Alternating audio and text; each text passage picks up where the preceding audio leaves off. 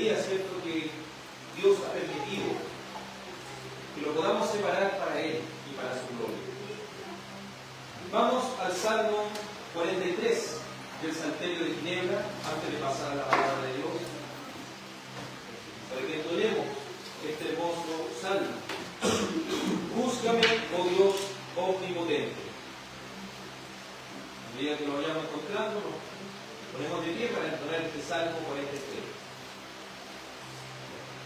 Búscame, oh Dios omnipotente. Búscame, oh Dios omnipotente, de mi causa sé defensor. Líbrame de impía gente y del que obra inicuamente, como de los engañados de mi libertador. Porque tú te has revelado, el Dios de mi fuerza y vigor.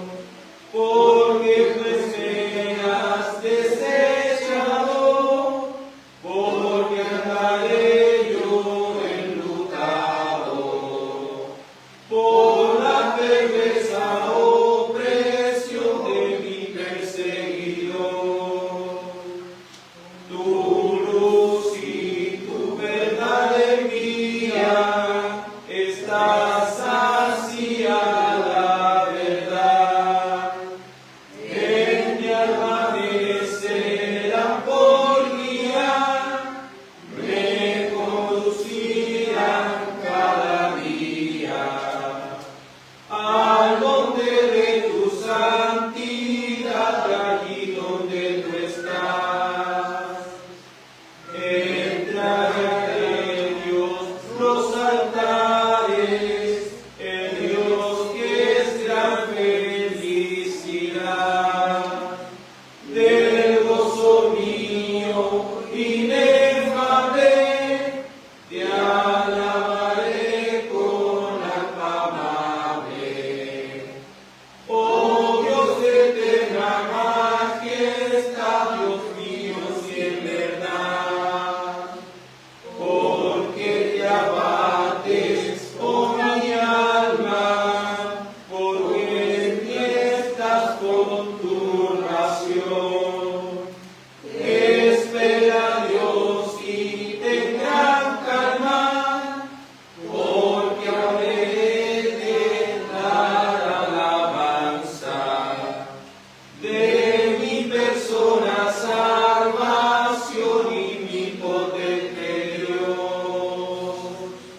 Que nuestro amado Dios siempre nos esté examinando y por medio de su Santo Espíritu exhortando que cada vez podamos agradarnos de mejor manera, amados. Que es lo que necesitamos. Porque quien sirve usted y yo es al Dios Santo, al Dios vivo. Bueno, amados en Cristo Jesús, le invito a que pueda abrir su escritura en el libro de Malaquías. Malaquías capítulo 1. Hoy estudiaremos desde el verso 1 al verso 5.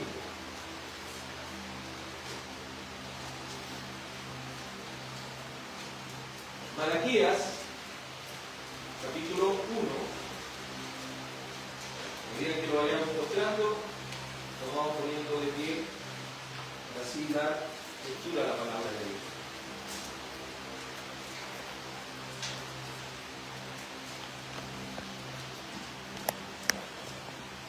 Libro de Malaquías, último Antiguo Testamento, capítulo 1, verso 1, doy lectura en el nombre de Cristo.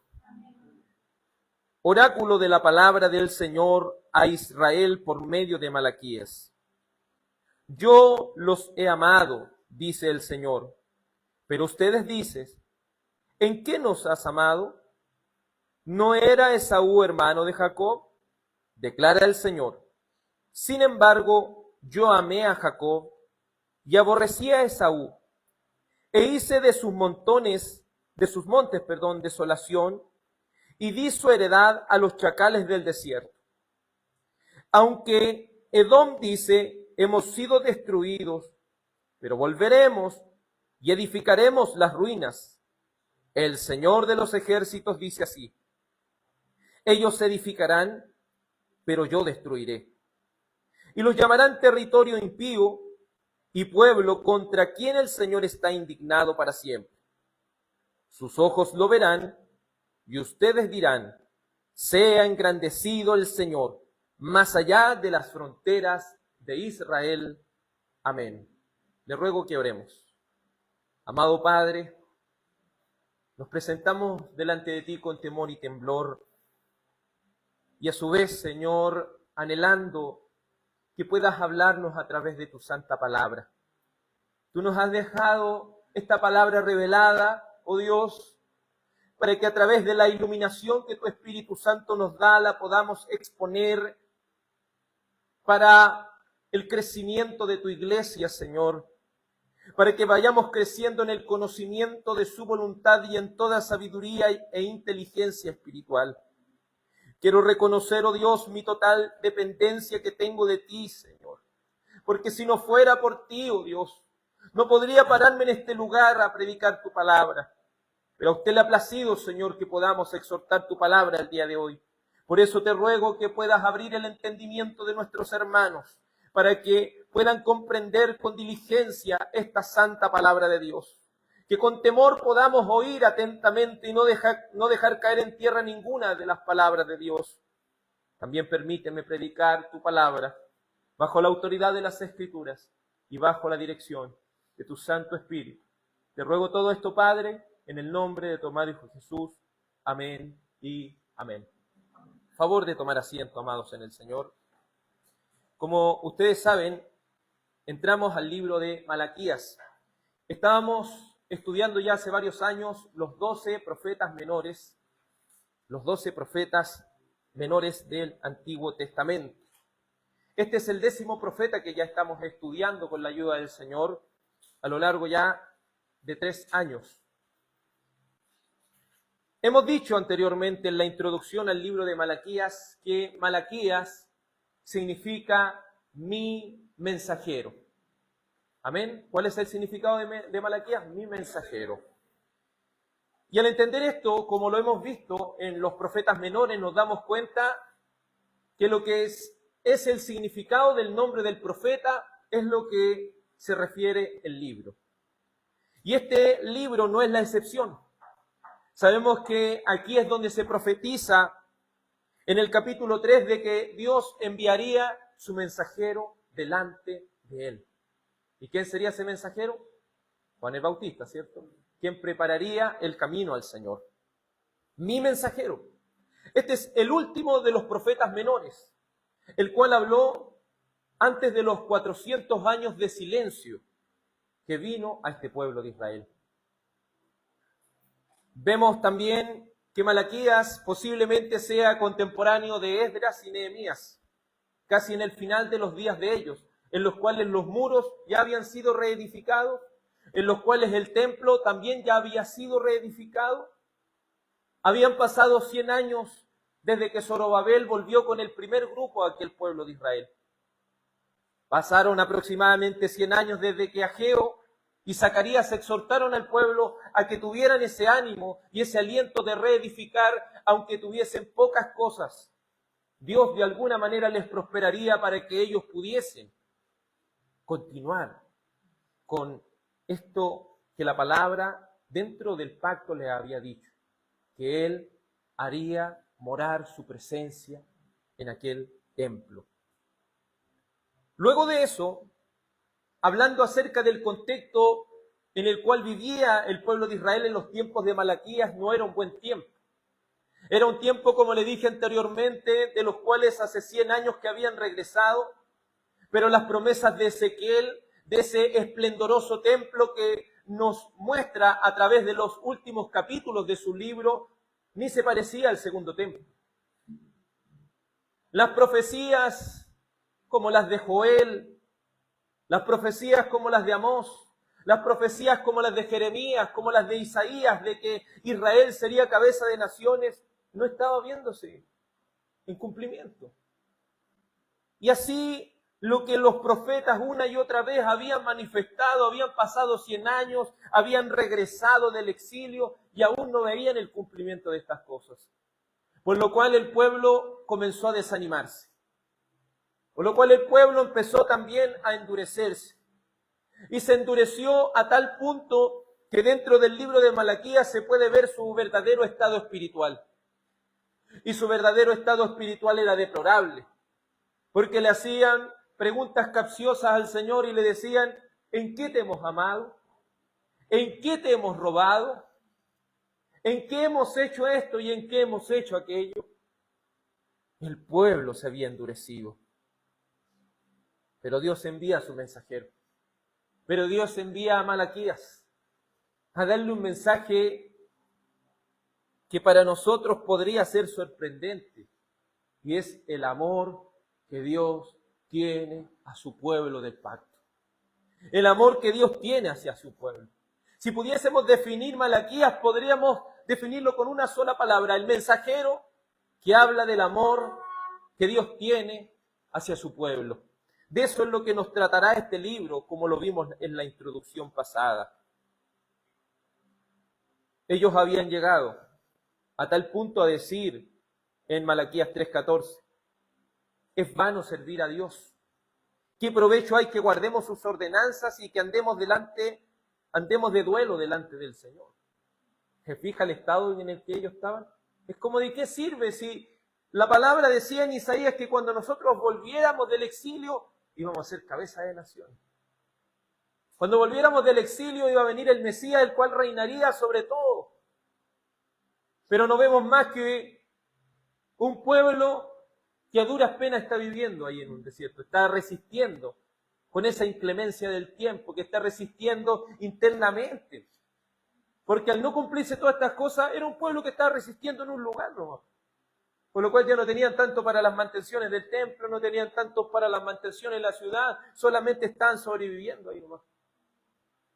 Pero lo maravilloso de esto es que no todo el pueblo estaba endurecido, sino que en Malaquías 3:16 nos muestra que hay un pueblo también temeroso de Dios, que dentro de tanta oscuridad, que dentro de tanta pesimismo, seguían confiando de que las promesas de Dios no se cumplirían a nuestro tiempo, sino que se cumplirían a su tiempo. Por lo tanto, debía este pueblo esperar en el Señor. Hoy veremos el amor de Dios hacia su pueblo. Cuando hablamos acerca de esto, debemos definir qué son los temas a tratar. Primero veremos el amor de Dios hacia su pueblo, separado en el punto que el amor de Dios es despreciado en los primeros versos. Veremos también que el amor de Dios lo muestra como ejemplo a través de su elección. Y en tercer lugar veremos que el amor de Dios se muestra en el final que tendrán los enemigos del pueblo. En primer lugar, comenzaremos a decir que el amor de Dios comienza ya de inmediato a ser despreciado. Si hay una de las formas en que Dios nos ha mostrado su amor es a través de su santa palabra. En la versión Nueva Biblia de las Américas dice oráculo de la palabra del Señor. Como en todos los profetas. Ellos debían hablar, ¿qué palabra? ¿Qué palabra debían hablar ellos? La palabra del Señor.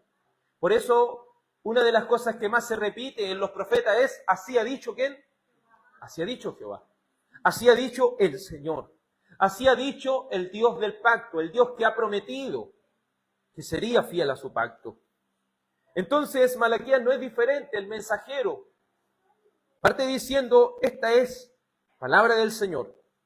Y esta palabra del Señor no es para cualquiera, sino que es para su pueblo, es para Israel. Y obviamente sería por medio de este profeta Malaquías. Dios muestra su amor por medio de su palabra. ¿Y cómo lo hace sino exhortándonos y llevándonos al arrepentimiento? Para que salgamos de ese estado deplorable en el cual nos encontramos y para que vayamos con un corazón arrepentido a disfrutar y experimentar lo que es la preciosa bondad de Dios. La palabra del Señor en el Salmo 14, verso 6 dice muy claramente: las palabras del Señor son puras, plata probada en un crisol en la tierra, 7 veces refinada. Estos oráculos del Señor debían ser tomados como algo precioso. Algunos traducen esta palabra oráculo como carga, pero me gusta mucho lo que dice Juan Calvino al respecto. No debe ser tomada la palabra de Dios como una carga, sino como algo beneficioso para nuestra alma. No debe ser tomada la palabra de Dios como una carga que lo único que hace es mostrarme lo malo que soy y lo mucho que debo cambiar, sino que me debe mostrar lo mucho que Dios me ama. Porque aunque yo sea de esta forma, Él me sigue amando. Aquí no estamos los sabios de este mundo. No estamos las personas perfectas. Cada uno de nosotros debe reconocer si está en este lugar que es un pecador. Y que es un pecador que no merece absolutamente nada, sino el juicio, la ira y el castigo de Dios. Pero a través de su palabra que es pura, nos da una esperanza. Pero a través de su palabra que es pura, que es probada en un crisol en tierra 7 veces refinada, es una palabra invaluable para nosotros. Una palabra que debe ser un tesoro para el alma. La palabra de Dios siempre será de provecho para su pueblo porque es una palabra pura. También el Salmo 19, en los versos 7 y 8 dice: la ley del Señor es perfecta.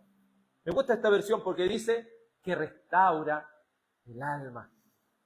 Los oráculos de Dios, las profecías de Dios son para restaurar nuestra alma. Son para tomar esta alma quebrada, tomar esta alma desahuciada, tomar esta alma con tan necesidad y volverla a su estado original. ¿Y cuál es ese estado original sino cómo Dios nos creó a cada uno de nosotros? Dice el libro de Eclesiastés capítulo 7, Dios creó al hombre recto, pero ellos buscaron las cosas malas. Dios nos creó en rectitud. ¿Y usted cree que si nosotros hubiésemos seguido en esa rectitud de la cual Dios nos creó, estaríamos viviendo tantos problemas en nuestra vida? ¿Usted cree que existiría la depresión? ¿Usted cree que existirían las crisis matrimoniales si hubiésemos seguido esa rectitud con la cual Dios nos creó? Pero hay una buena noticia por medio del Evangelio para nosotros, de que la palabra de Dios es perfecta, capaz de restaurar nuestra alma. Y no solo eso, sino que este testimonio del Señor, dice el verso, es seguro. Es decir, la palabra tiene la capacidad de restaurar nuestra alma. Este oráculo que sería dicho por aquel mensajero del Señor tendría la capacidad de restaurar esta alma afligida. Tendría la capacidad de darle seguridad a esa alma que se encuentra desesperada. Y también hará de esa persona sencilla alguien sabio. Ninguno de nosotros puede jactarse de una sabiduría aquí, sino de aquella que nos ha dado Dios, de la cual dice Proverbios capítulo 1, versículo 7. ¿Qué es lo que dice? ¿Se acuerdan? Proverbios 1, 7. El principio de la sabiduría es el temor a Jehová. ¿Pero qué hacen los insensatos? Desprecian la sabiduría y desprecian la enseñanza.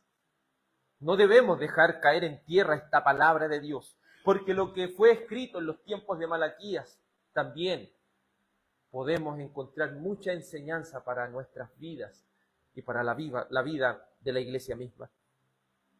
Los preceptos del Señor no solo restauran el alma, no solo nos dan seguridad, no solamente estos oráculos del Señor hacen sabio al sencillo, sino que también estos preceptos del Señor tienen tal rectitud que ¿sabe lo que provoca en nuestro corazón? Alegría. Los preceptos del Señor son rectitud que alegran el alma, Quizás nosotros hemos llegado aquí en debilidad, con luchas, con pruebas, pero si hay algo que debe alegrar nuestra alma, es que las promesas del Señor son fieles. Si hay algo que debe alegrar nuestra alma, es que las promesas del Señor son fidedignas y deben alegrar nuestro corazón. Y por último, este Salmo 19, versos 7 y 8 culmina y dice: el mandamiento del Señor es puro. ¿Y sabe lo que hace con nuestros ojos? Los alumbra. Cuando andamos en oscuridad, si hay algo que nos falta es la claridad. Cuando andamos con nuestra mente cargada y agobiada, si hay algo que necesitamos es que el Espíritu Santo nos ilumine. Lo que necesita la iglesia en estos tiempos no es una nueva revelación, sino que la revelación que está sea iluminada. Nosotros necesitamos iluminación para que con total claridad podamos entender lo que la palabra de Dios quiere decir para nosotros y cuán grande provecho va a ser para nuestra alma. Entonces, ya que Dios le esté hablando a su pueblo, esto demuestra el amor que Él tiene hacia ellos. Que Dios le esté hablando a usted en esta tarde, debe usted tomarlo con total aprecio, porque Dios le ama tanto que permite que su santa palabra sea llegando hasta nuestras vidas. Pero como le dije anteriormente, el amor de Dios muchas veces es despreciado. Veamos lo que dice Malaquías 1. Oráculo de la palabra del Señor a Israel por medio de Malaquías. Yo los he amado. Parte de la palabra aquí de Dios, parte este oráculo, ya diciendo propiamente tal a este pueblo indiferente para con su Dios, a este pueblo que se ha alejado de Dios, le dice: yo los he amado. ¿Acaso Dios no nos ha amado a nosotros? ¿Y cómo nos ha mostrado su amor? Dios muestra su amor para con nosotros, en que aún siendo pecadores, Cristo murió por nosotros. Nosotros somos un pecador con tanta vileza que merece el infierno en la ira de Dios, pero Dios ha mostrado su amor. Nos ha mostrado su santo amor. Sabemos que la palabra del Señor es muy clara en decirnos en 1 de Juan 4:16 que Dios es amor. Dios es amor.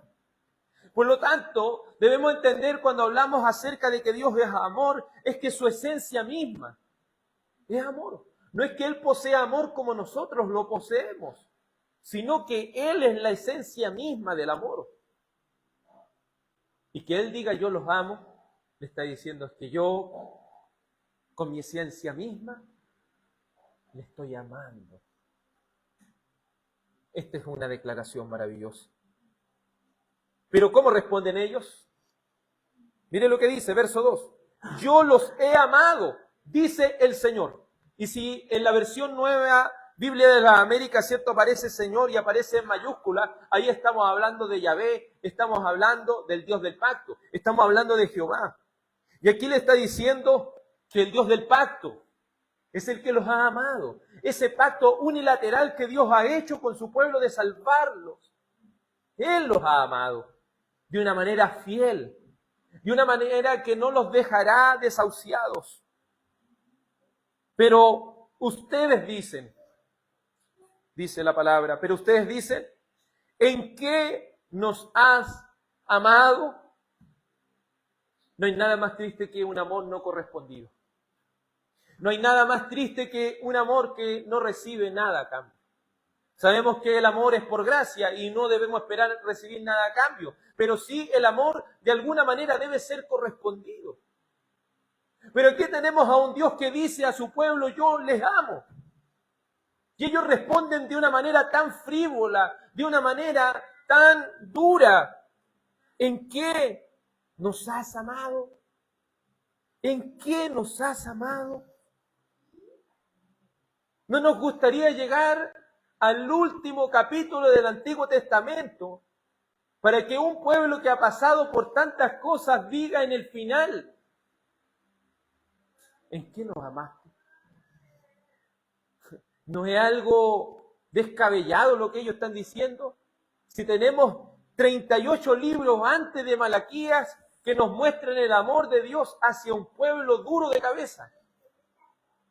Y en el libro número 39 del Antiguo Pacto, del Antiguo Testamento, digan ellos, ¿en qué nos amaste, Señor? Perdonando la expresión, ¿no es acaso ser cara dura? ¿No es acaso ser cara dura el decir en qué nos amaste, Señor? ¿Qué los llevó a cuestionar a Dios? ¿Quién los llevó a olvidar todo lo que Dios había hecho por ellos? ¿Sabe muchas veces lo que nos hace olvidar las promesas de Dios? Son las circunstancias. Porque para nosotros hoy en día, yo no sé por lo que usted pueda estar pasando en este preciso momento, pero para nosotros muchas veces, cuando la estamos pasando mal, es como que nosotros estamos viendo solamente las circunstancias del momento. Y al ver las circunstancias del momento, creamos un egocentrismo tan grande que creemos que el mundo gira en torno a nosotros. Creemos que nuestro dolor también lo tienen que sentir otros. Creemos que Dios ya no nos está escuchando. Creemos que Dios se ha olvidado de nosotros. Empezamos a ignorar las promesas. Empezamos a ignorar todo lo que Él ha hecho en nuestras vidas. Pero déjeme decirle que eso es el pecado del ego. Eso es el pecado de, al no recibir las cosas instantáneamente, al creernos que somos ese niño mimado que lo que le pide al padre ahora lo tiene que tener, o si no, su padre no lo ama. Pero eso es pecado. Aún los niños mismos enseñan los ególatras que es el ser humano. Ellos quieren las cosas ahora. No le importa si eso tiene un alto costo, no le importa si a sus padres de alguna manera, cierto, les cuesta esas cosas, ellos lo piden.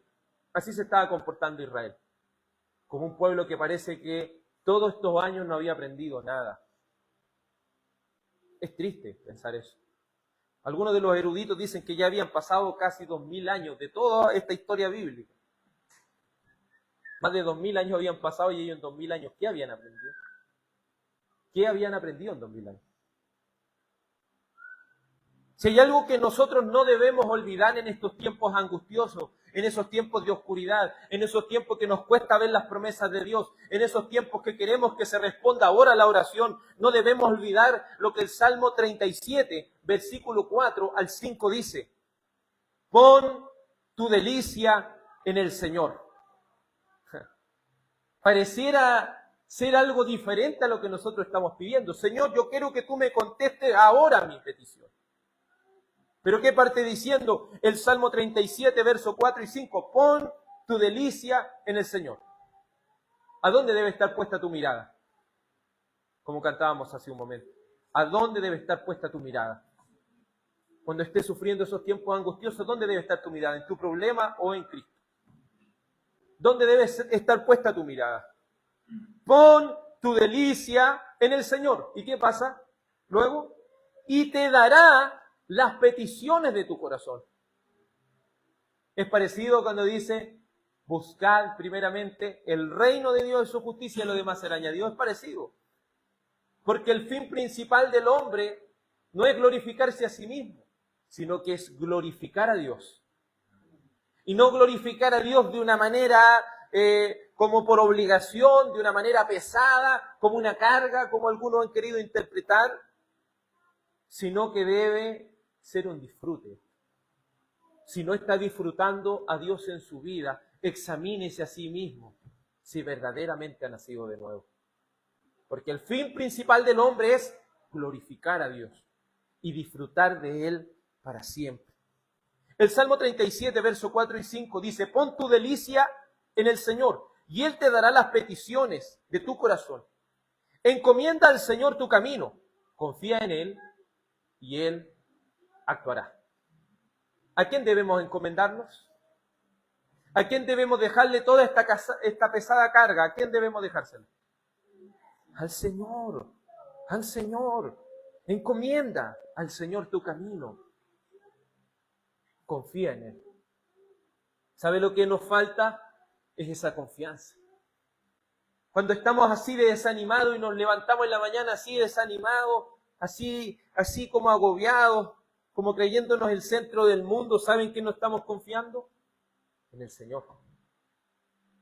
Dios nos libre de no estar confiando en Él. Cuando debiéramos estar poniendo toda nuestra esperanza en aquel único Salvador. Y si confiamos en Él, Él prometió que Él actuará.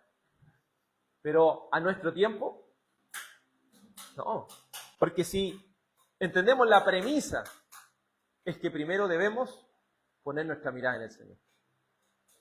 Y luego, ¿qué nos queda? Esperar en Él. Y eso es, confiar en Él y esperar en Él. Pero nunca olviden que la premisa, la primera parte, ¿qué es? Pon tu delicia en el Señor. ¿Cómo esperas que se cumplan las peticiones de tu corazón si no estás confiando en el Señor? ¿Cómo esperas que el Señor te escuche si no está siendo Él tu delicia? ¿Cómo pretendes que Dios te escuche si no estás disfrutando del Señor? Más bien lo que estás haciendo es despreciar su amor que Él tiene para contigo. Si dejamos de confiar es porque ya no le estamos amando y es porque estamos despreciando su amor. Hay que ser muy mal agradecido con Dios para actuar caprichosamente pensando que las promesas de Dios deben ser cumplidas a nuestro tiempo. No caigamos en el capricho de creer que Dios nos tiene que responder lo que nosotros queramos, aun cuando nosotros mismos sabemos que nuestra vida espiritual está deplorable, aun cuando sabemos que nuestra vida de oración la hemos descuidado, aun cuando sabemos que nuestra vida de congregarnos la hemos descuidado. Debemos ser como Habacuc en el capítulo 2, verso 3, que dice, aunque tarde la promesa, espérala, porque ciertamente vendrá, no tardará. Si hay algo que debemos hacer es esperar. Hemos podido vivir aquí con algunos hermanos, ¿cierto?, que han estado padeciendo o han padecido y sabemos que la paciencia es una de las cosas que más se prueba. Y sabemos que la paciencia no es una virtud interior de resiliencia en el ser humano, sino que es un fruto ¿de qué? Del Espíritu. Si usted se va al libro de Gálatas capítulo 4, usted se va a dar cuenta que el fruto del Espíritu es la paciencia. Y si usted me dice que no tiene paciencia, debe preguntarse a usted mismo, ¿ha nacido de nuevo? ¿Ha nacido de nuevo?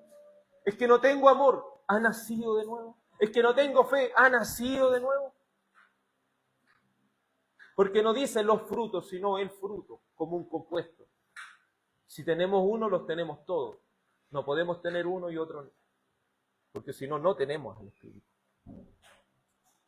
El amor de Dios es muchas veces no correspondido y también despreciado por nosotros, pecadores caprichosos, que no queremos poner a Dios como nuestra delicia.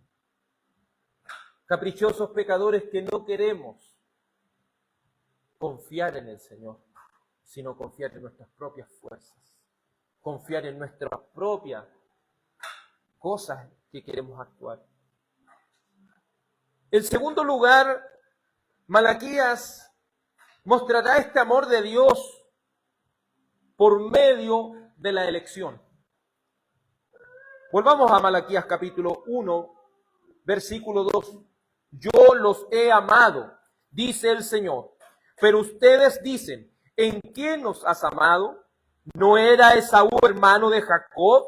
Declara el Señor. Sin embargo, yo amé a Jacob y aborrecí a Esaú. Dios en su amor se da el trabajo de recordarle a un pueblo infiel y duro de cabeza lo extraordinario que es su amor para con ellos. El amor de Dios es extraordinario, pero muchas veces es despreciado.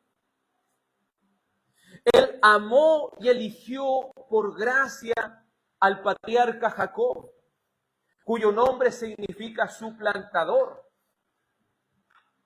Cuando hablamos acerca de la elección, no estamos hablando de que Dios elige a las mejores personas, No estamos hablando de que Dios miró al futuro para ver a las personas que más se portaban bien o que de alguna manera le buscaban, porque no podemos ignorar lo que Romanos capítulo 3, versículo 10 dice, que no hay justo ni aún uno, no hay quien entienda, no hay quien busque a Dios. Todos se desviaron, aún se hicieron inútiles, no hay quien haga lo bueno, no hay ni siquiera uno. Por lo tanto, Jacob estaba en la misma igualdad de condiciones que Esaú. Ambos eran pecadores, ambos merecían el infierno, ambos merecían el castigo de Dios. Jacob era un suplantador, así su nombre lo decía y así sus acciones lo decían. ¿Y qué merecía Jacob sino el infierno? Y le está diciendo a este pueblo, yo te he amado tanto que escogí al patriarca Jacob. Yo le he amado tanto que escogí a alguien que merecía el infierno, que escogí a alguien que no tenía nada que ofrecerme, que escogí a alguien que no tenía nada que entregarme, sino solamente sus problemas, sino solamente su pecado. Me gusta mucho lo que los teólogos concuerdan y dicen, lo único que nosotros contribuimos en nuestra salvación es nuestro pecado. Es lo malo que somos y las grandes dificultades que tenemos. Jacob, que en Génesis capítulo 25, del verso 20 al 23, nos muestra su vida. Me gusta mucho cómo el apóstol Pablo, quien interpreta este mismo texto en Romanos 9:10, y acompáñame a Romanos capítulo 9, versículo 10 al 16. El apóstol Pablo cita directamente a Malaquías. Entonces, ¿cómo podré interpretar en esta tarde un texto fuera de lo que dice el apóstol Pablo? Eso sería imposible, ilógico y hasta una herejía. La misma palabra se interpreta con la palabra. ¿Qué significa que Dios amó a Jacob y aborreció a Esaú? La palabra de Dios en Romanos capítulo 9, versículo 10 dice, y no solo esto, sino que también Rebeca concibió mellizos de uno, nuestro padre Isaac.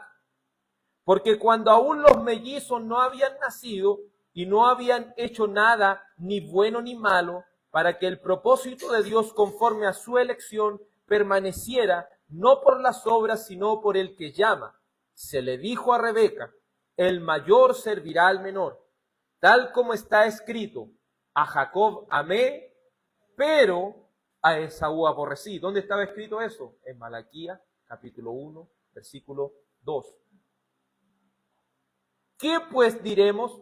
¿Que hay injusticia en Dios? De ningún modo, porque Él dice a Moisés, tendré misericordia del que yo tenga misericordia, y tendré compasión de quien yo tenga compasión. Así que no depende del que quiere ni del que corre, sino de Dios que tiene misericordia. Creo que este texto por sí mismo se explica. Y el apóstol Pablo, bajo la inspiración del Espíritu Santo, interpretó bien el libro de Malaquías. ¿Y qué interpretó en él? Que esta elección de Jacob era pura misericordia del Señor. Que esta elección era solo compasión del Señor. Que esta elección no era por lo que había hecho Jacob, porque no depende ni del que quiere ni del que corre, sino de Dios que tiene misericordia. Entonces, ¿qué es lo que debemos entender por medio de esto? Que el Malaquías le está diciendo al pueblo, el Señor te ama tanto, que tomó un hombre pecador igual que ustedes e hizo un pacto con él. Un pacto de que anteriormente, recuerde que él viene de Abraham, que en él serían benditas todas las naciones de la tierra. Eso lo vemos en Génesis capítulo 12. Entonces vamos dándonos cuenta que la elección de Dios es un claro ejemplo de su amor. Y no un claro ejemplo de lo muy bueno que somos nosotros, o de lo muy bueno que era Jacob. Muchos, queriendo ignorar esta doctrina, han querido torcer esta palabra, haciendo creer que si lo ponían en una balanza, Jacob era mejor persona que Esaú. Pero muchos dicen, yo sé por qué Dios no eligió a Esaú, lo que no sé es por qué eligió a Jacob. Esa es lo que la pregunta que nosotros debiéramos hacerlo, si verdaderamente hemos leído la Escritura. Obviamente interpreta y le da más luz a este texto cuando cita, aquí dice, porque él dice a Moisés en Éxodo 33:19, tendré misericordia del que yo tenga misericordia y tendré compasión de quien yo tenga compasión. Aquí hablamos de la salvación monergista de Dios. ¿Quién es el que elige? Dios. ¿Y por qué los elige? Por amor y por su santa y preciosa voluntad. Aquí entonces queda descartado de que Dios mira el futuro para ver que estas personas se portan bien y ahí la elige. No, porque si usted se devuelve a lo que había dicho el libro Romanos 9, en el verso 10 en adelante, dice, porque cuando aún los mellizos no habían nacido y no habían hecho nada, ni bueno ni malo, para que el propósito de Dios conforme a su elección permaneciera no por las obras, sino por el que llama. Entonces Dios consideró el futuro, no, porque lo eligió antes que ellos nacieran, antes de que ellos hicieran bien o mal. Entonces en la elección Dios no elige a las mejores personas, elige pecadores solamente por amor. Elige pecadores que no tienen nada que ofrecerle a Dios para redimirlos y darle una esperanza viva y santa en Él y solo en Él. Entonces, ¿qué es la pregunta? ¿Cómo le responde el Señor cuando ellos le dicen, ¿en qué nos has amado? Y le dice, ¿no era Esaú hermano de Jacob? Acuérdense de dónde vienen. O como nuestro dicho común dice, acuérdate de cuando eras ternero. Acuérdate de dónde vienes. ¿No era Esaú hermano de Jacob? Declara el Dios del pacto. Sin embargo, yo amé a Jacob. O sea que Dios le nació de él amar a Jacob, amar al usurpador, amar a este hombre que más adelante le cambiaría su nombre por el de Israel y de quien haría un numeroso y gran pueblo. Dios desea mostrarle a este pueblo infiel y malagradecido cuán grande es con este pueblo que él conoció con anterioridad, como dice Romanos 11:2. Este pueblo no tenía nada que ofrecer a Dios, ya que era el más pequeño e insignificante de los pueblos que habían en aquel entonces. Por favor, acompáñeme a Deuteronomio 7:6, quinto libro de la Biblia. Deuteronomio 7:6.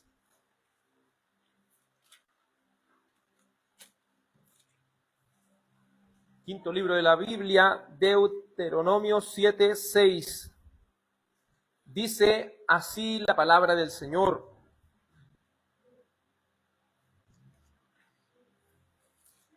Deuteronomio 7:6 dice, porque tú eres pueblo santo para el Señor tu Dios.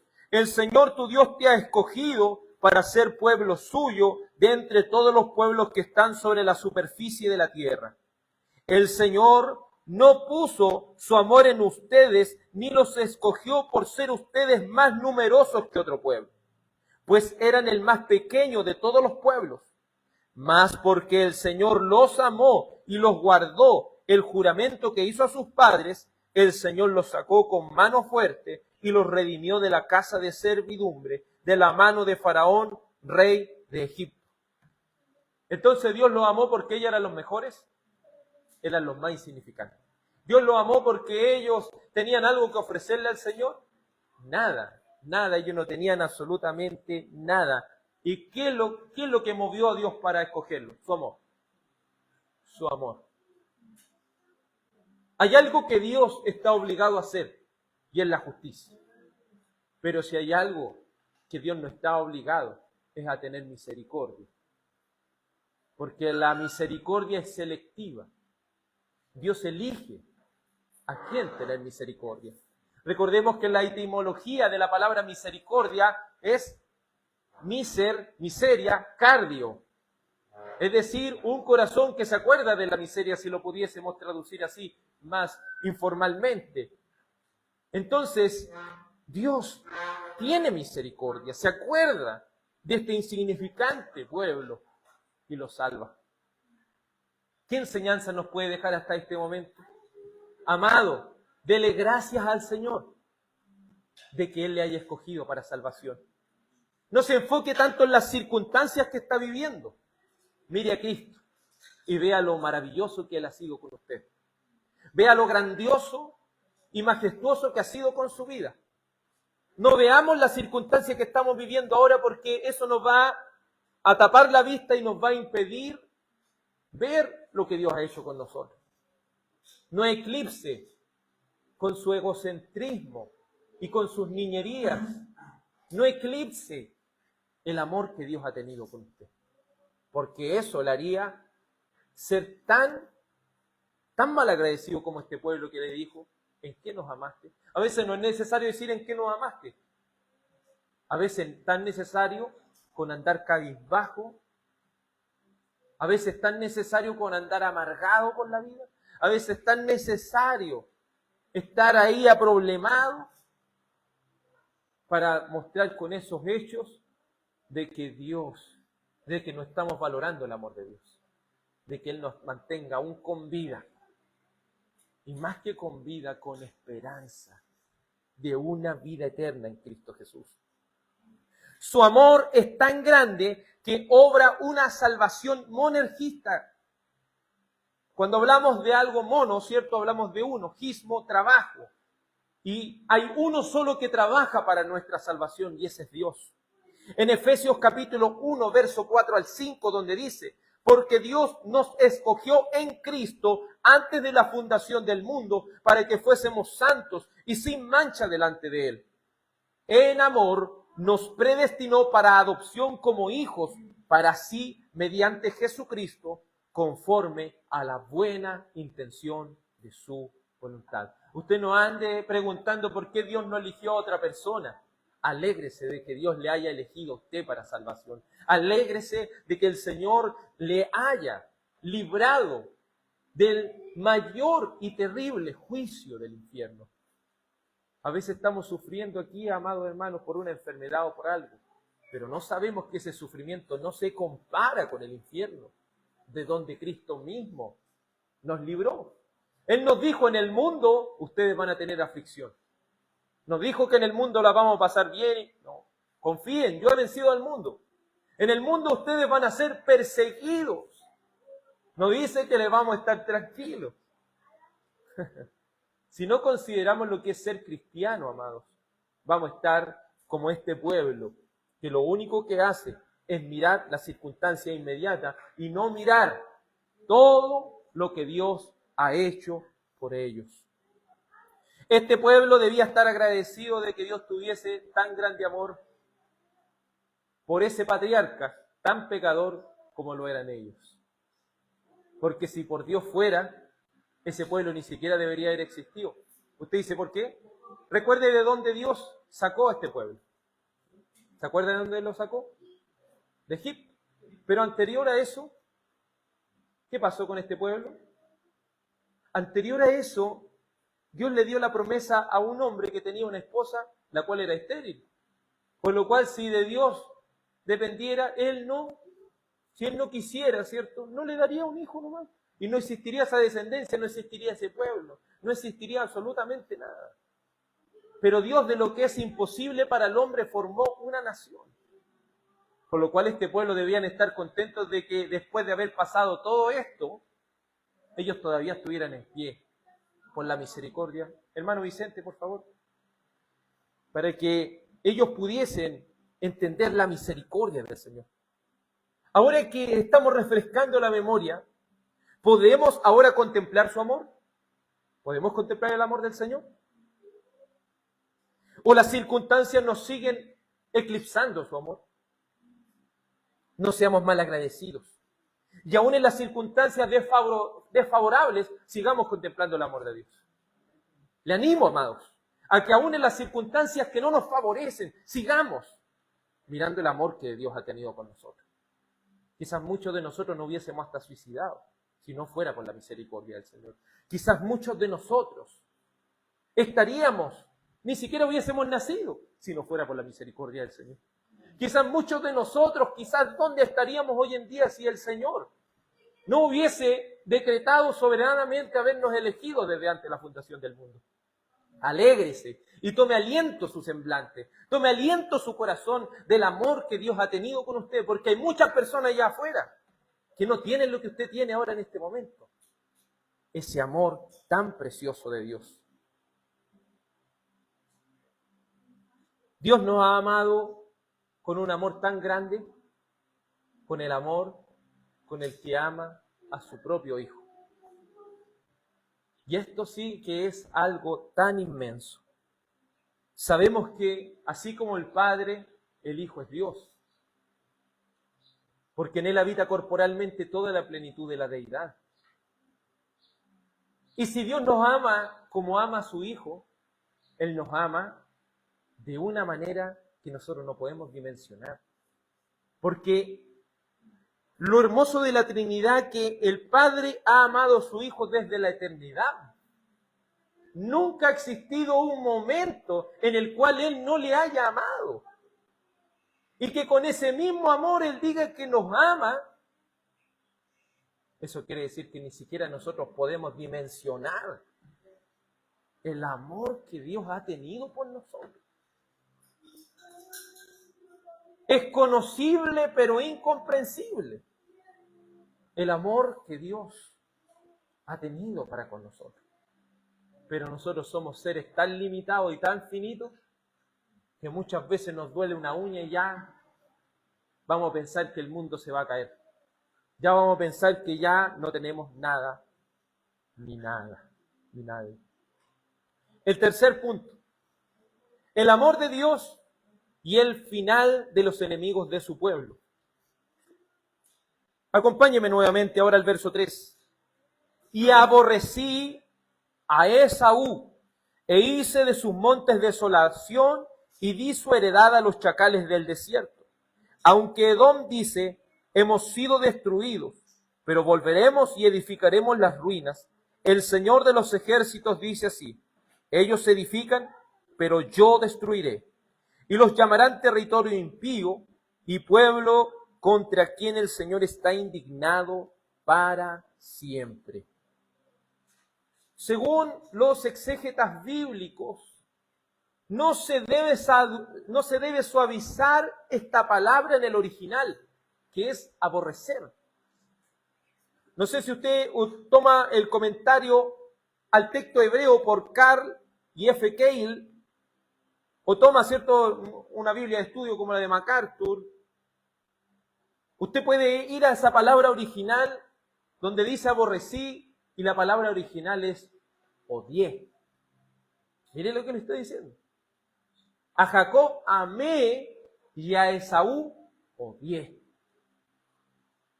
Es decir, la palabra que utiliza aquí el profeta es una palabra aplastante y terrible. Porque así como es inimaginable en nuestra mente finita el amor que Dios tiene para con aquellos escogidos, que nos cuesta también dimensionar cuando Dios odia a alguien. Dios odia a Esaú. Nos lo odia. Y sabe que la palabra es tan perfecta que nunca en Génesis dijo que Dios odiaba a Esaú. ¿Y sabe por qué? Porque este odio de Esaú no es un odio desde la eternidad. Es un odio desde que él comenzó a vivir su vida. Una vida de pecado. Muchos han dicho, Dios, como dijo Paul Washer, ¿cierto? Dios ama al pecador y aborrece el pecado. Pero no es así. La Biblia dice, Dios odia tanto al pecador como al pecado. Porque lo que va a mandar al infierno no es al pecado. ¿A quién lo va a mandar al infierno? Al pecador. Entonces, ¿Dios a quién odia? La premisa es Dios odia al pecador. Porque odia al pecado. Y el pecado original ha contaminado la raíz del corazón humano. Y si la raíz del corazón humano está contaminada con el pecado, Dios lo odia. Dios lo odia. Y a veces nosotros no hemos dimensionado eso.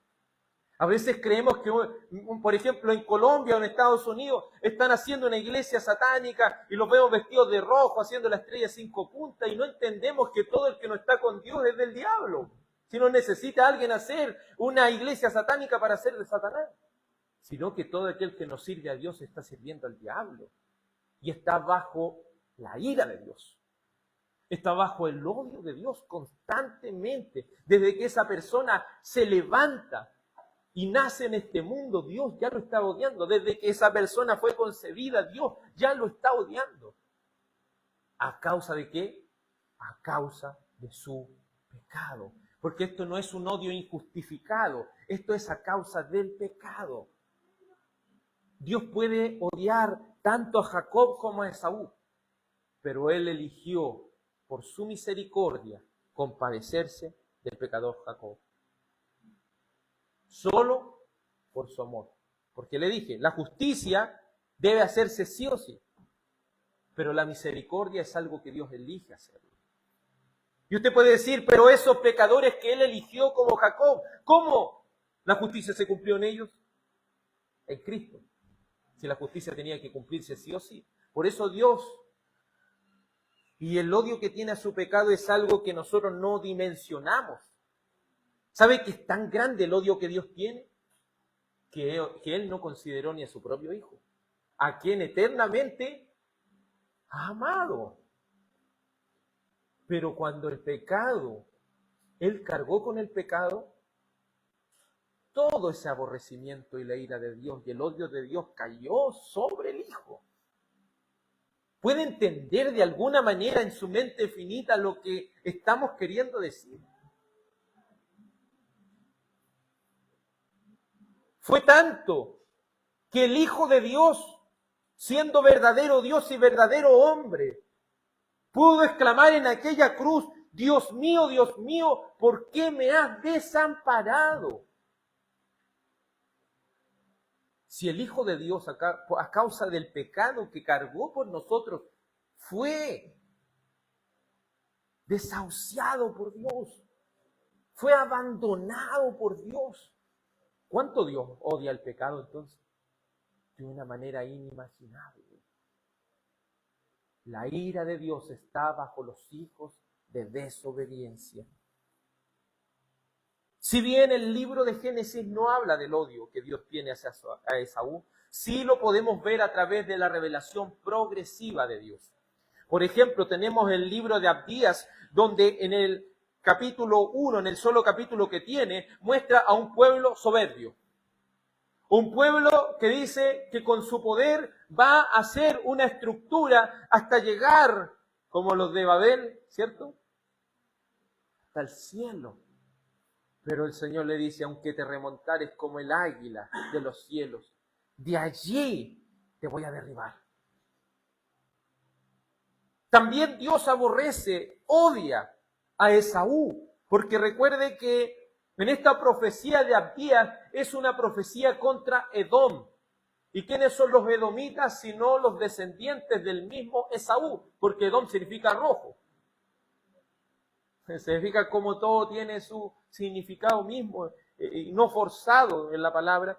Y este pueblo, cuando el pueblo de Israel fue acechado tanto por los asirios como los de Babilonia, cuenta Abdías que ellos, cuando vieron que quedaron unos pocos israelitas en la ciudad, ellos los golpeaban, ellos le quitaban lo poco que tenían, ellos de alguna manera, ¿cierto?, lo estorbaban y lo afligían más, siendo que Edom era hermano de Israel, repitiendo la misma historia de Caín y Abel. Siendo tan malo este pueblo, ellos se colocaban en la encrucijada de las peñas y mataban a aquellos israelitas indefensos. Entonces Dios, ¿usted cree que cómo estaba su ira contra ellos? Usted lea el libro de los Salmos y se va a dar cuenta cuánto es el odio que Dios tiene contra Edom y Esaú. Tan así era Edom, el pueblo de Esaú, que dice en Abdías 1:12, no te alegres en el día de tu hermano, en el día de su exterminio, no te alegres de los hijos de Judá en el día de su destrucción, sí, no te jactes. Es decir, que este pueblo se alegraba de lo que le estaba pasando a su hermano. no sabiendo que el mismo Jeremías había profetizado que los babilonios también lo iban a traer todo este mal sobre ellos. Y así fue. Por eso que Malaquías ya le estaba diciendo en aquellos días y casi 150 años después que ellos habían sido deportados, casi 200 años por decirlo, aproximadamente, después que ellos habían sido deportados a Babilonia, habían regresado en todo este intertanto, también vivieron eso los babilonios, vivieron eso los de Edom. Y ahora Edom, ¿qué es lo que está empezando a hacer? A reedificar de nuevo. Por eso que Malaquías le dice eso. Ellos se convirtieron en una morada de chacales. Ellos se convirtieron en una desolación a causa de la ira de Dios. Y ahí nos lleva a entender dos cosas. Que Dios aún muestra su misericordia cuando hace juicio a su pueblo. Pero muestra su destrucción y juicio y ira cuando tiene que juzgar a los impíos. A los dos de alguna manera les llega. Pero Dios descarga toda su ira contra los impíos. Ezequiel en su profecía contra Edom da más antecedente al respecto y dice: por cuanto tuviste enemistad perpetua y entregaste a los israelitas al poder de la espada en el tiempo de su calamidad, en el tiempo de su castigo final, hice sus montes en desolación. Entonces, el odio que Esaú tenía a su hermano fue un odio que se traspasó de generaciones en generaciones. Pero Dios, ¿qué hizo? Odió a este pueblo llamado Edom. Esto que dice el verso 3 de Malaquías, acompáñenme a Malaquías, capítulo 1, verso 3, dice: y aborrecí a Esaú, e hice de sus montes desolación, y di su heredad a los chacales del desierto. Nótese que aquí está en tiempo pasado. ¿Qué es lo que hizo? Aborreció a Esaú, hizo sus montes en desolación, dio su heredad a chacales del desierto. Es decir, aquí está haciendo alusión a lo que este pueblo también vivió, los edomitas, digo, esta destrucción que Babilonia también hizo sobre ellos. Si Israel la pasó mal, los edomitas la pasaron peor. La pasaron peor. Entonces aquí le está de alguna manera refrescando la memoria. Yo lo elegí a ustedes y también cuando mi ira debió destruirlo a ustedes tal como Edom, igual yo seguí teniendo misericordia de ustedes. Igual seguí teniendo misericordia de ustedes. Y ahora ustedes se han reedificado. ¿Y Edom cómo está todavía? Una morada de chacales del desierto. No eran nada. Es como mostrarle a ustedes, merecían estar igual que ellos. Pero por mi misericordia, ustedes todavía están en pie. Juan Calvino en su comentario a Malaquías dice: cuando Dios visita el pecado en general, es decir, el de los elegidos como de aquellos que no lo son, siempre modera su ira hacia sus escogidos y pone límites a su severidad. Según el mismo Dios afirma en el Salmo 89, verso 30 al 34, que dice: si sus hijos abandonan mi ley y no andan en mis juicios, si violan mis estatutos y no guardan mis mandamientos, entonces castigaré con vara su transgresión y con azote su iniquidad. Pero mire lo que dice: pero no quitaré de él mi misericordia. Es decir, Dios nos va a disciplinar, pero con misericordia. ¿Acaso así no lo entendió David cuando tuvo que elegir entre los castigos o ser de alguna manera asolado por sus enemigos o caer en las manos del Señor? ¿Qué prefirió él? Caer en las manos del Señor, porque sabía que el Señor iba a tener misericordia de ellos. Entonces, amado, mire, pongámonos esto, estamos a veces enojados con el Señor porque no nos responde inmediatamente lo que estamos viviendo, pero estamos ignorando que nosotros deberíamos estar muertos. ¿Se fija? Señor, mire, me está pasando esto, escúchame, oración, no me está escuchando, Señor, oye, pero yo debería estar muerto, debería estar en la calle misma, botado. Debería estar ahí, en las peores condiciones. ¿Qué no estoy entendiendo? ¿Quién no está entendiendo el pueblo de Israel? Que lo único que nos separa, mire, escuche bien esto, lo único que nos separa de las personas que viven allá afuera. Y lo que marca la diferencia es la misericordia que Dios tiene con nosotros. Porque si fuera por el Señor, allá estaríamos sin esperanza, sin fe. Estaríamos desahuciados y muertos en nuestros delitos y pecados. Valore lo que tiene. Valoremos lo que Dios nos ha dado en su misericordia. El Salmo 103, verso 10 al 12 dice, en cambio el pueblo no elegido les entregó a sus propios pecados y les pagó conforme al resultado de ellos. ¿Qué es lo que hizo Dios con este pueblo infiel? Es pagarle conforme a sus obras. Acompáñenme al Salmo 103, verso 10, por favor. Salmo 103, verso 10.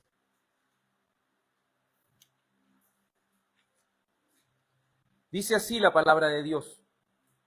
Salmo 103, verso 10. Esto valórelo, atesórelo, si lo puede destacar en su Biblia, pero medítelo. Salmo 103, verso 10. Mire lo que dice tan sinceramente David en este salmo. Salmo 103, verso 10.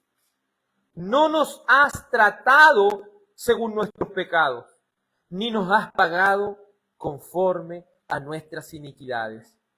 Porque como están de alto los cielos sobre la tierra, así de grande es su misericordia para los que le temen. Cada vez que esté pasando un momento difícil en su vida, no se pregunte el por qué.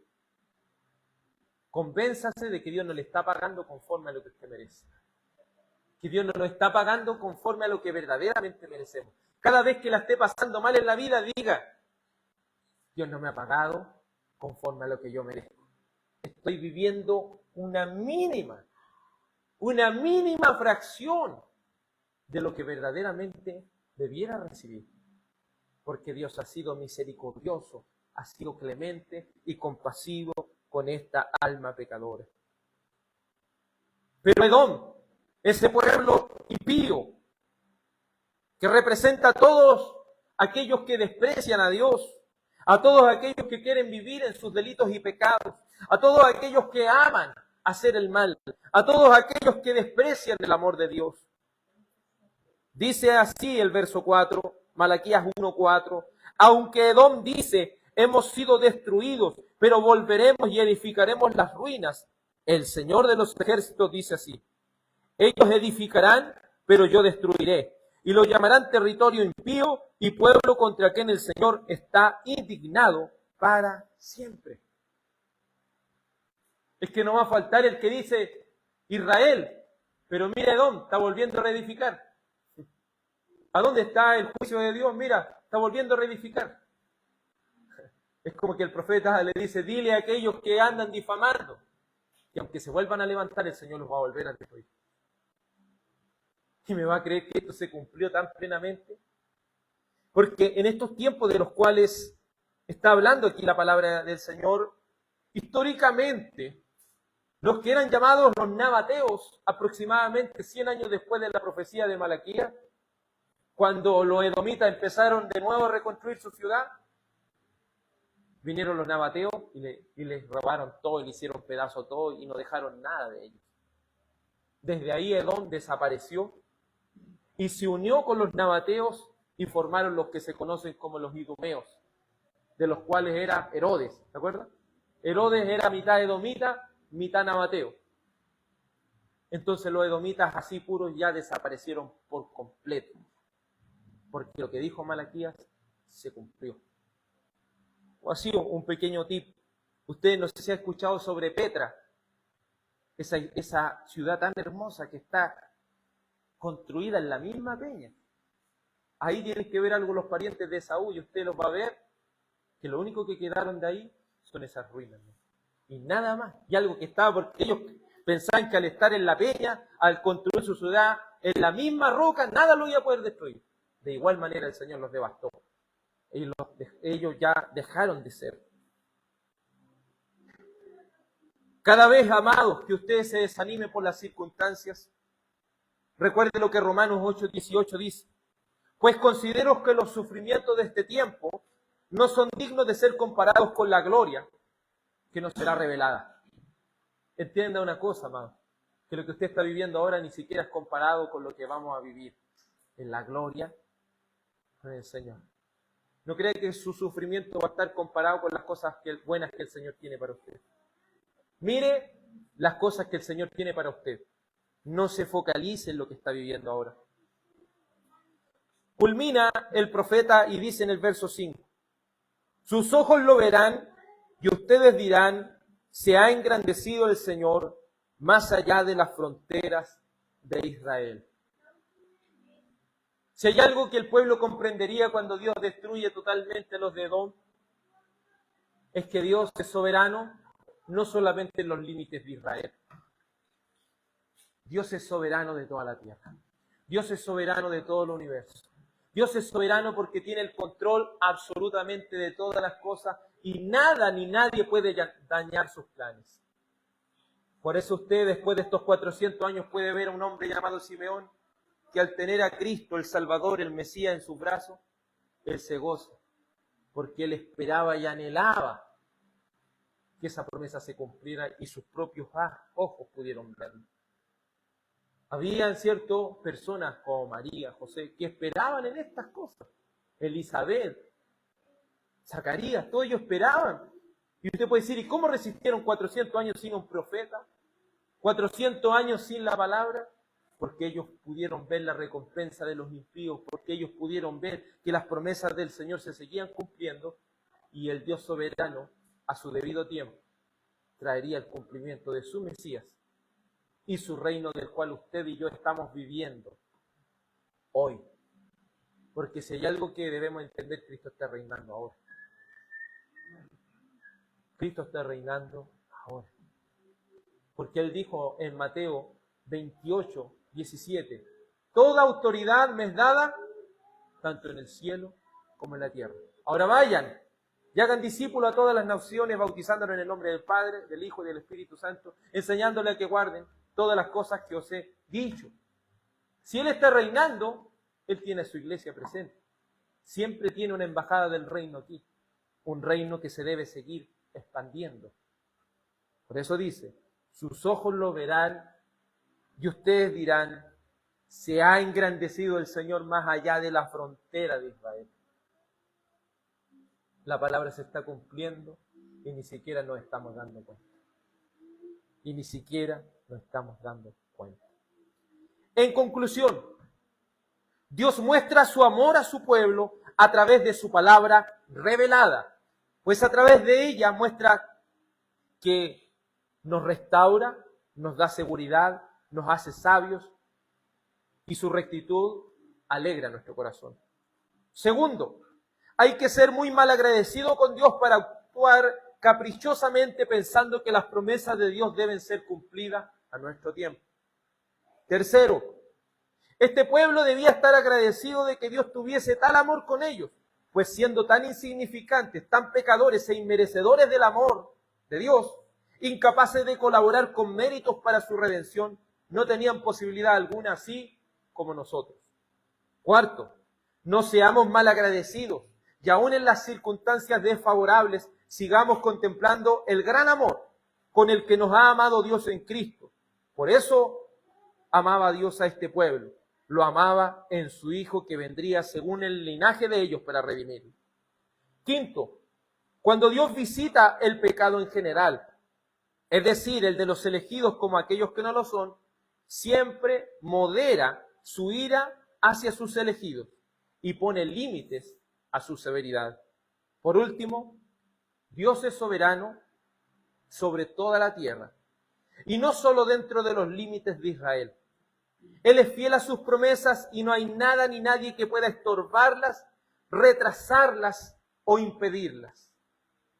Si hay algo que debemos tomar ejemplo de los tiempos de Malaquías, es que debemos confiar en Dios, que a su debido tiempo Él cumplirá su promesa. Tome aliento en nuestro corazón con esta palabra de Dios. Dios es soberano aún en medio del sufrimiento. Oremos. Dios Padre, hemos oído tu maravillosa y santa palabra. Que tus oráculos, que tu palabra, Señor, sea de aliento para nuestro corazón. Señor, que no seamos caprichosos, y si lo hemos sido, lo confesamos delante de ti, Señor. Permítenos tener esa seguridad y esa confianza de que tú harás las cosas conforme a tu santa voluntad, de que tus propósitos y planes soberanos se van a cumplir sí o sí, porque no hay nadie que pueda impedirlo. Te ruego y te suplico, oh Santo Señor, que por el amor que tienes por tu amado Hijo Jesús, así ames a tu iglesia, la cual tu Hijo amado derramó su propia sangre. Padre, no tenemos nada que ofrecerte, Señor. En esta elección, lo único que tenemos es nuestro pecado, y gracias te damos por considerar a estos pecadores e impíos, merecedores del infierno y del castigo de Dios. Lo has considerado, lo has sacado de las tinieblas a su luz admirable. Y tu santo Hijo Jesús ha sido contado con los pecadores, llevando nuestras culpas, cada una de ellas, y expiándola en la cruz. Padre, te ruego que si alguno de entre nosotros no ha nacido de nuevo, tu Santo Espíritu los lleve a la verdad, lo convenza de pecado, de justicia y de juicio, le haga una nueva criatura que desee las cosas de Dios. Te ruego, oh Santo y soberano Dios, que hagas tu voluntad entre nosotros. Amén y amén. Antes de terminar, vamos a cantar el Salmo 32. Salmo 32.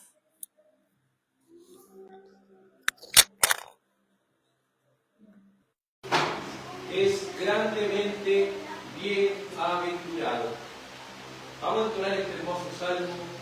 Si usted lo medita y lo canta con devoción, verdaderamente traerá ese fruto de perdón a su vida. Salmo 32, póngase de pie por favor y entonemos este hermoso salmo. Salmo 32.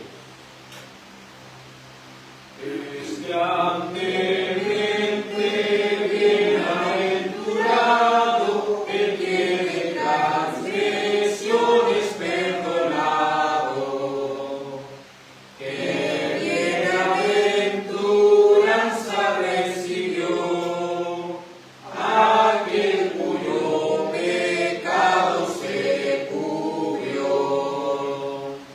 Si feliz al que la maldad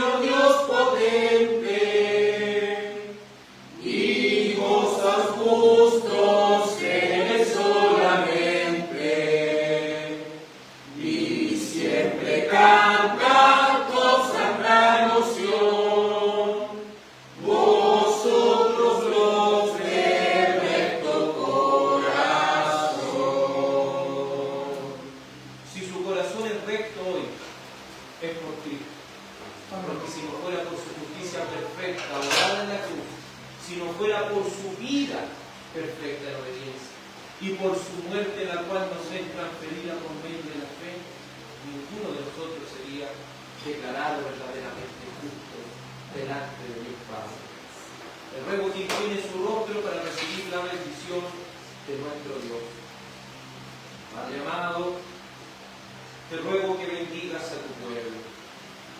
Te ruego, oh Padre, que posiciones tu rostro sobre tu pueblo y tengas de tu pueblo misericordia. Padre, haz resplandecer tu rostro sobre nosotros y seremos salvos. Padre Santo, te ruego que la bendición del Padre, la bendición del Hijo y la bendición del Espíritu Santo sea sobre el santo pueblo de Dios. Amén y amén. Que el Señor nuestro Dios les bendiga, amados, que tengan una muy buena tarde. Amén.